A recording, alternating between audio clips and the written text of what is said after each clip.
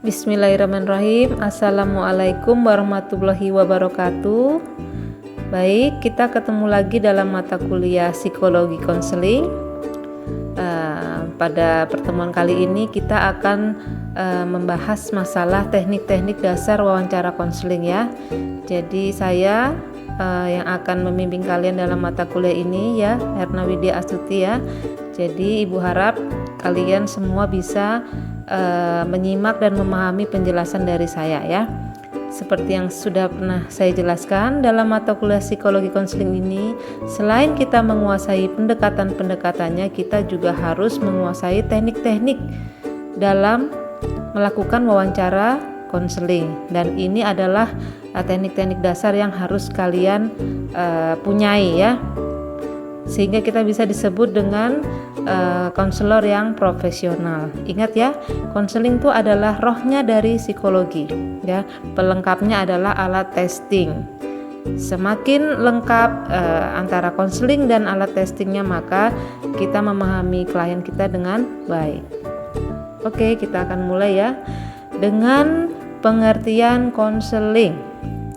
Ya, konseling merupakan proses ya komunikasi tatap muka atau wawancara antara dua orang atau lebih untuk bersama-sama memecahkan suatu persoalan ya.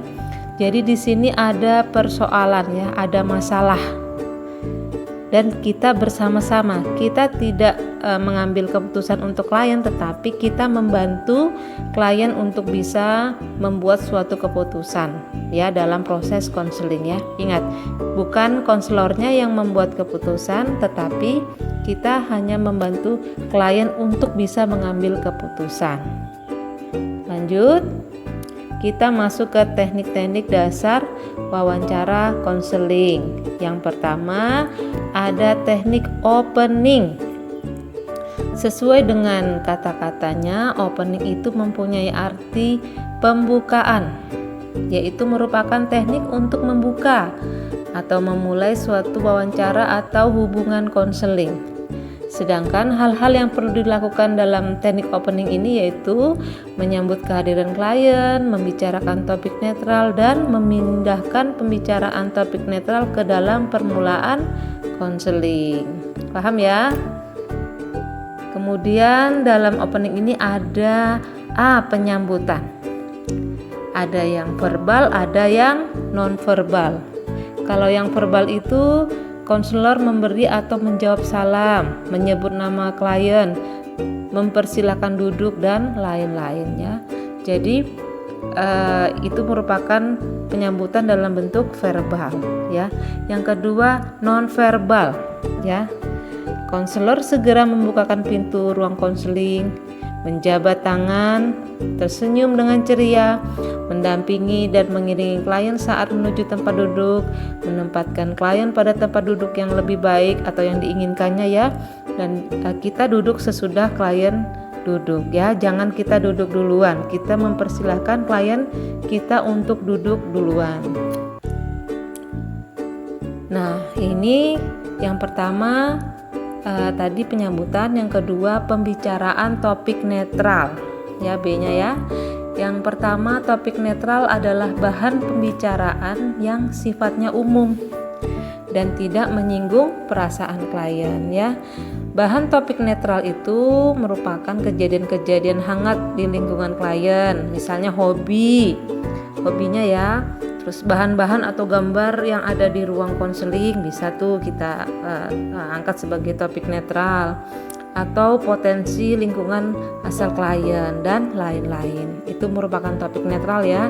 Bakat minatnya juga bisa dijadikan topik netral ya. Tetapi sifatnya tidak menyinggung klien ya.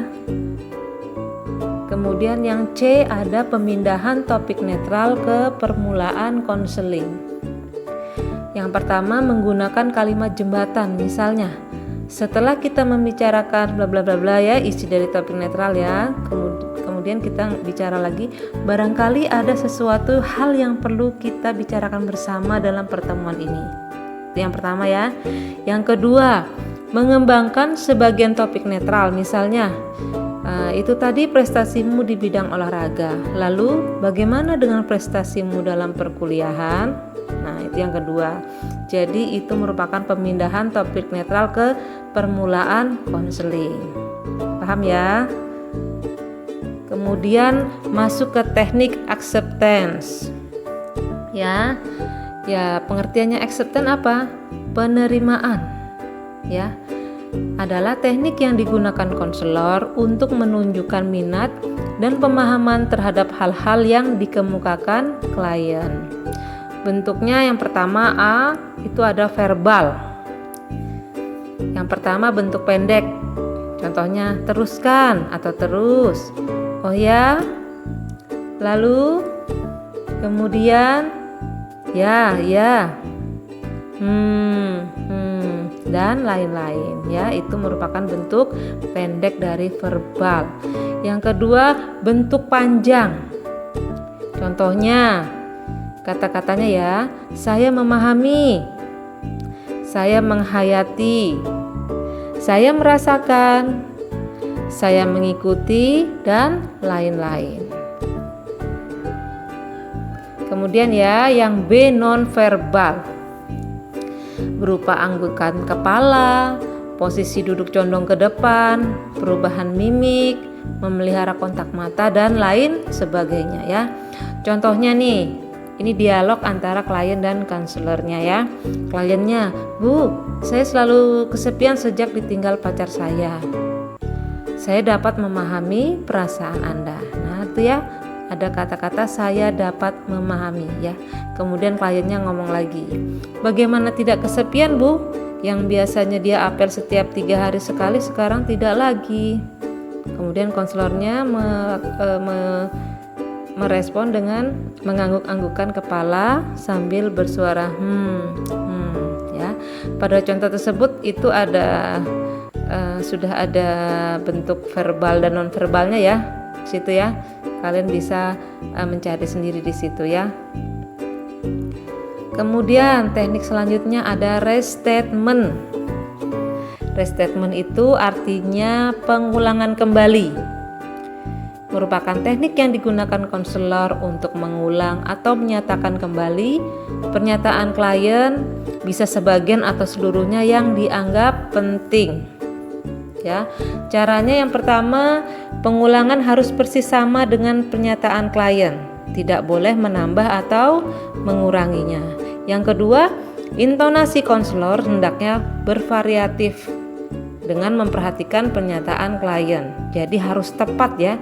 Jadi dalam konseling itu kita harus merespon semua ya perkataan, ya tingkah laku klien itu dengan tepat ya. Disitulah kita bisa disebut dengan profesional ya. Tidak semua orang bisa merespon dengan tepat ya, tetapi kalau psikolog atau konselor harus bisa, harus berusaha ya. Nah, prosesnya ya dalam perkuliahan ini kita diajarkan ya. Di mana ada kemauan, di situ ada jalan. Oke, lanjutan restatement ya. Ada contoh di situ.